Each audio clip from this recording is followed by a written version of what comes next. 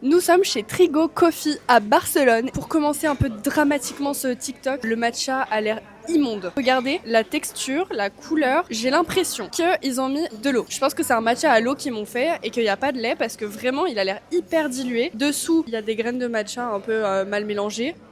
Il a un goût de matcha hyper bon, je trouve, étonnamment. On sent bien le matcha, je crois que j'aime trop. Par contre, si ils ont mis du lait là-dedans et que c'est censé être un matcha latte, c'est pas réussi du tout. Quand tu commandes un matcha latte, c'est pour qu'il soit un peu onctueux, que tu te régales un peu. Là, c'est pas le cas. Donc je mets la note de 6 sur 10. Mon ami juste derrière la caméra a pris un matcha frappé avec du sirop de vanille. On dirait de la mangue, mais c'est un sirop de vanille.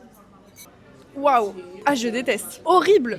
Mais on sent que la vanille. Tu sens pas le matcha? Il est super bon. Mais non, mais bah ok, si t'aimes pas le matcha, tu prends ça, t'es heureux, tu sens pas le matcha. Si tu lèves la paille, tu sens plus le matcha parce que là t'as la paille. Vas-y, regoute. Ok, on recommence. Mais non.